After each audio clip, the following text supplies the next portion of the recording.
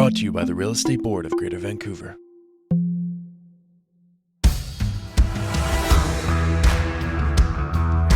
Standards Matter, a podcast about professionalism and accountability in real estate.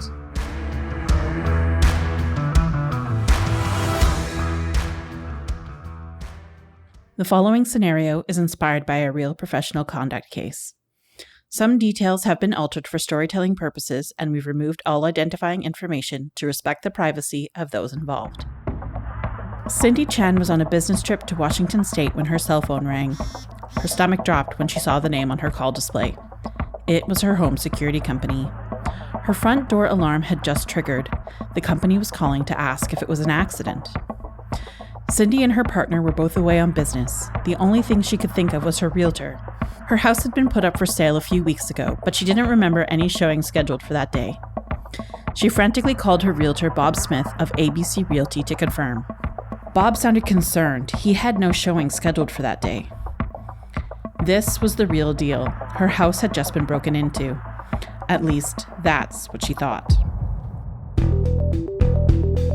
Welcome to the first episode of the Real Estate Board of Greater Vancouver's Standards Matter podcast. I'm your host, Andrea Westaway. Each episode will explore scenarios inspired by real professional conduct and arbitration cases reviewed by our board to give you practical insight and tips on how to strengthen professionalism in real estate and serve your clients better. Our professional standards and legal advisors vet and approve all information in this podcast. This week, we're looking at a case of good intentions gone wrong and how asking for forgiveness rather than permission can result in disaster. We're also speaking with ethics guy Kim Spencer to get his opinion on what went wrong and how you can avoid falling into the same trap in the future. And finally, we have Kaitlin Smiley, a disputes lawyer with Norton Rose Fulbright, here to answer some of your professional conduct questions. Now, on to the case. Mike Cutter of Spruce Realty had been a realtor for nearly a decade. The first few years were rough, but he persevered and was able to build himself a decent business. He had a stable of great clients who he'd do anything for, and they loved him for it. On May 12, 2013, Mike was with one of his clients touring a neighborhood they were interested in. Mike was chatting with his client and keeping an eye out for sale signs. That's when Mike's client noticed a beautiful heritage home on the corner of the street with an ABC Realty sign swaying in the breeze. It was exactly what they were looking for. Mike smiled and pulled up in front of the place. He used his phone to search the address on the MLS. He checked the price and features and began to swipe through the pictures with his client. It was almost too good to be true. It was in the price range, recently renovated, and the exact square footage they were looking for. Mike checked the realtor remarks and saw the lines: alarm system, call for code, and lockbox on porch. He asked his client if he'd like to see it now. The client's eyes lit up and Mike called the listing realtor. The call, however, went to voicemail. Mike tried again, and one more time for good measure. Seeing the disappointment in his client's eyes, he had an idea. He pulled out his CentralLock card and made his way up to the porch. It was easier to ask for forgiveness than permission, he thought. And besides, he had a motivated buyer. The seller and the seller's realtor would clearly want to get an offer on the home. In fact, he'd be doing the seller a favor by showing it. Mike peered through the front window. It was clear nobody was home. He looked for and found a lockbox and swiped his card for access. The box popped open, he grabbed the keys and unlocked the front door. As the door crept open, all hell broke loose. The squeal of the alarm shattered the quiet of the neighborhood, and Mike slammed the door shut. His face red, he put the keys back, shuffled his client back into his car, and the two left. He didn't actually enter the place, and the door was locked. Mike sent the listing realtor an apology. No harm, no foul, he thought. But that wasn't the case for the seller, Cindy Chan. She cut her business trip short to deal with the problem at a significant expense. Mike even offered to pay for any damages Cindy incurred, but that wasn't the point to her. This was her home, and she felt her space was violated. She and her realtor, Bob, first filed a complaint with Mike's managing broker. After a lengthy back and forth, both Bob and Mike's managing brokers couldn't resolve the situation. So, Cindy and Bob filed a formal complaint to the board. The complaint was passed to the investigative panel of the Professional Conduct Committee. The investigation was swift. They reviewed the case and collected statements from the clients, the realtors, and their brokers, and made their recommendations on a proposed consent to discipline. They found 2 rules were violated in this case. Realtor Code Article 3, Primary Duty to Client. This rule states, a realtor shall protect and promote the interests of his or her client. This primary obligation does not relieve the realtor of the responsibility of dealing fairly with all parties to the transaction. And Rules of Cooperation 6.08 Professional Conduct A, which states a member shall not conduct himself nor permit his employees to conduct themselves in such a manner as to prejudice his reputation or the reputation of the board. The result? Mike consented. Aside from a mandatory course on ethics taken at his expense and a hefty fine, Mike's membership was suspended for 30 days and his access to Central Lock was revoked for 1 year. What could Mike have done in this situation to avoid damaging his reputation like this? We sat down with ethics guy Kim Spencer, REBGV's manager of professional standards, to review his options.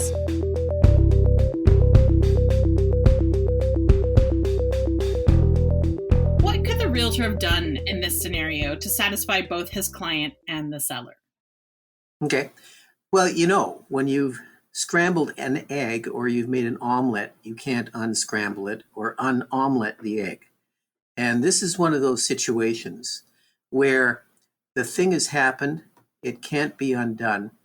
So at that point, the realtor is in damage control mode, trying their best to mitigate the situation, reduce the damages, apologize, pour oil on troubled waters. I mean, that's pretty much their only option at this point. And so it sounds in the complaint as if the realtor did try to do that. They made an apology.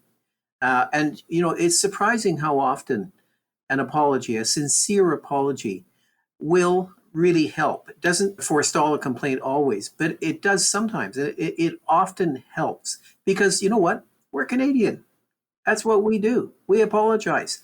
And Canadians like to hear that. So it sounds like they tried to do that, but because of the magnitude of what happened to the seller, the expense, the worry, the stress, it was appropriate that the complaint would have been looked at by the committee. This isn't one of those ones where, look, I'm awfully sorry. I shouldn't have used your pictures in the listing, or I shouldn't have done this. Yeah, okay, fine, don't do it again. This isn't one of those situations. You've got member reputation at stake, the board's reputation, the reputation of the profession at stake here in that consumer's mind, in that seller's mind, and all the people she talks to. So, yeah, it was a scrambled egg. So there wasn't much after the fact that could have been done. Not really. I mean, in my estimation, that's pretty much all that you can do is you apologize, you own it. You ask if there's anything that you can do to fix it. But in this case, how do you unring an alarm? Yeah. How do you unring a trip back across the border? It was done. So there you go. It's not like a buyer moving into their new home on possession day and finding it a god-awful mess. That's fairly common and it's fairly easy to remedy. The realtor often will call the cleaning service to come in and clean it up. It's all done. But this thing was a scrambled egg. You can't undo that. Yeah. Is there anything the managing brokers could have done to resolve this? Well, similar. A managing broker who's in active control of the office and has their hands on the steering wheel of the brokerage. They will pick up the phone and they will call the other broker and say, look, this is what's happened. And we will do whatever we can to fix this. Tell us what you need us to do. And the managing broker's hope at that point is to get that problem resolved to the reasonable satisfaction of people without it going formal. But as I said before, with this kind of complaint, it's probably going to go formal because you can't undo it. Yeah. How often does the board receive complaints like this one? You know what? That's the only one with that fact pattern where the consequences of opening a door, closing it, and setting off the alarm cause that cascading series of issues. That's the only complaint. I've been doing this for 15 years now, so I don't recall another complaint with that fact pattern. We have had complaints where there has been an abuse of the lockbox system, either by a member not calling first to the seller's agent to ask if they can unlock the lockbox, as was the case here, but with no consequences. They open the door, close it, oops, and no harm done, other than the rule was broken. Right. And, if they're a serial offender, it would go to the committee. If not, then that's likely very resolvable between the brokerages. We have had other situations that are similar to this in terms of the thing happened and it ought to have been looked at. And those would be situations where a member gives the buyer the code to the lockbox and doesn't go with the buyer to the showing. So then you have strangers in someone's house who've gained access to it. They're not members. They're not covered by insurance. There's all of that. And those kinds of complaints have resulted in $15,000 fines to the buyer's agents who have done that, or to members who have lent their lockbox key card to another member. So those are treated very seriously, but they're similar, right? The thing happened. You can't unring that bell. Right. So what advice would you give to a new realtor who might find themselves in a similar situation? Okay, so if I recall, the scenario was the buyer's realtor went to this property with their buyers. Yeah, they were driving, looking Right. for signs. Yeah, that's right. They saw the sign, and that's often the case. Back in the day when you used to drive your buyers around, they'd be in the back or one sitting beside you, and they'd say, "Oh, look at that sign there. We should look at it."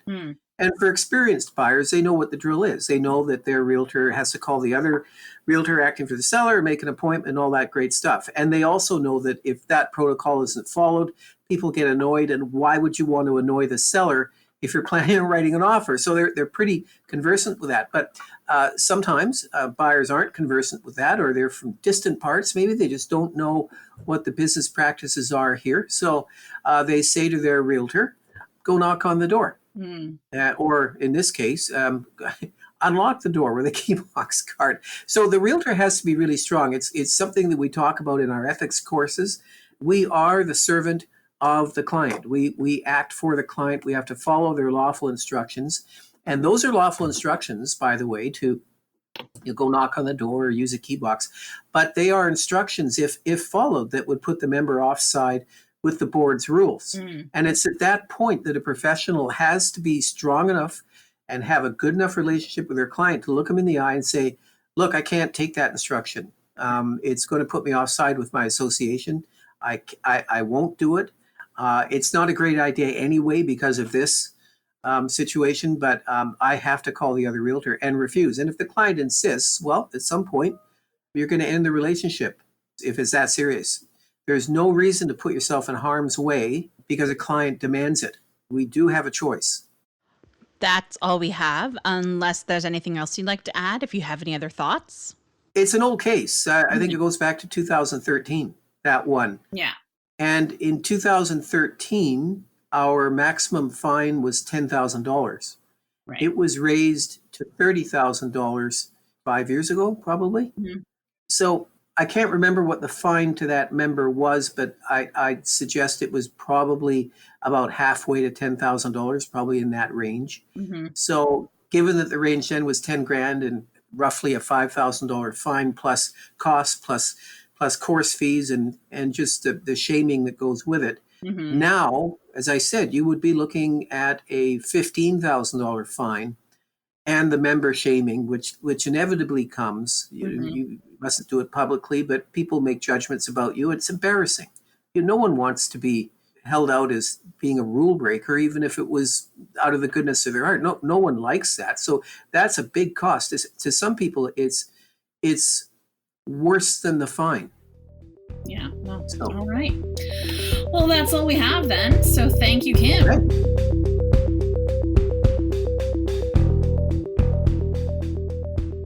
Now on to our member mailbag, where we take your questions about rules, responsibilities, and common situations you face in your work.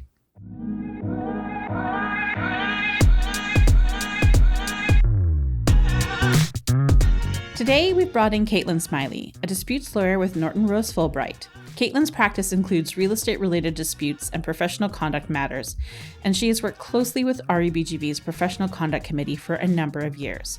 Welcome, Kaitlin. Hi. All right, so our first question is from Alex Aragon of Keller Williams Elite Realty.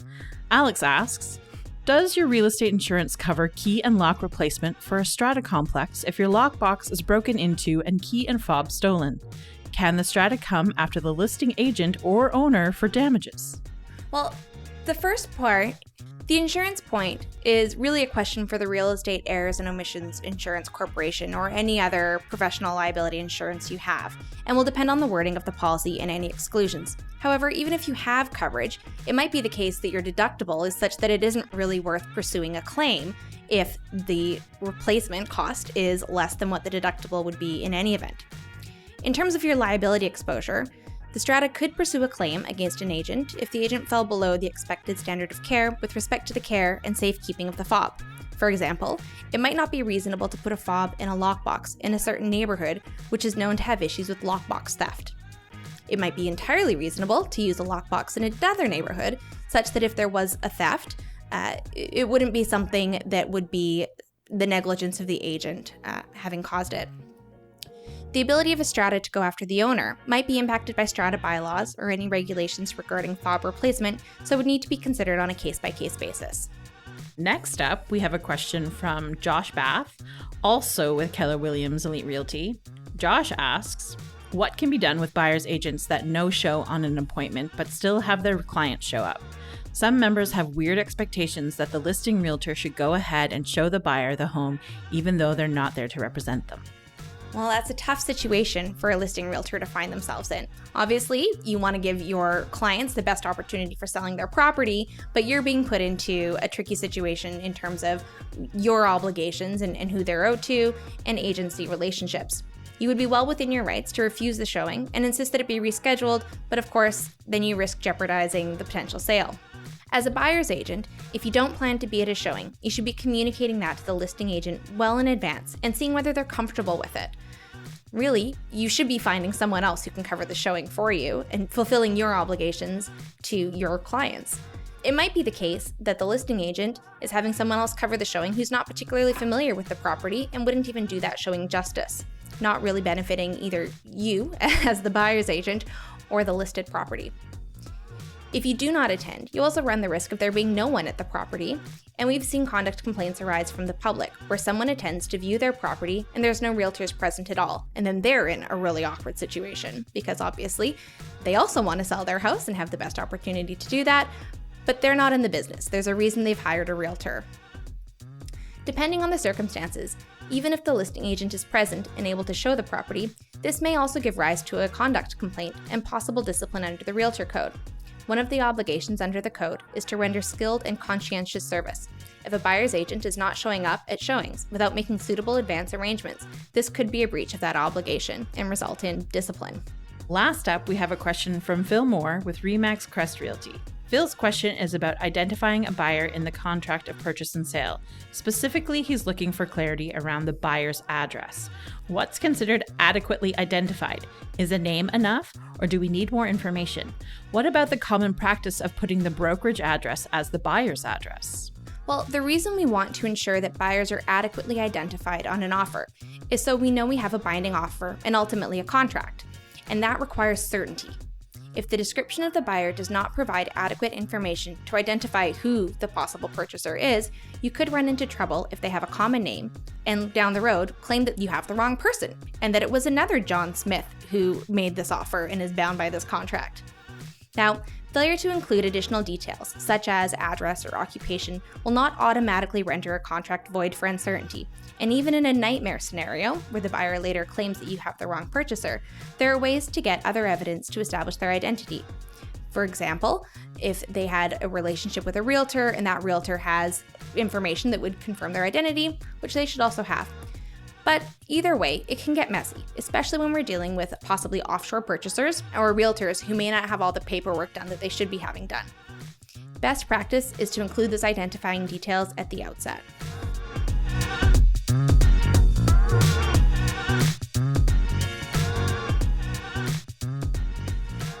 Do you have a question or a comment for the podcast? We'd love to hear it. Reach out to us on REBGV's member Facebook group or shoot us an email at standardsmatter@rebgv.org. If you send us a question or a comment before November 30th, you'll be entered into a draw for an iPad. For more information on professionalism, including our conduct and arbitration cases, visit our member website at www.rebgv.ca. That's a wrap on our first ever Standards Matter podcast. I've been your host, Andrea Westway. We plan to regularly produce new segments to engage you in conversations about standards, accountability, and professionalism in real estate.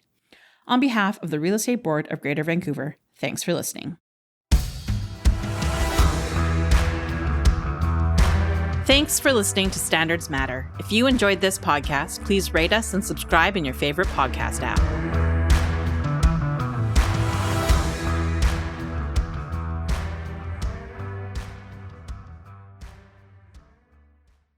Brought to you by the Real Estate Board of Greater Vancouver.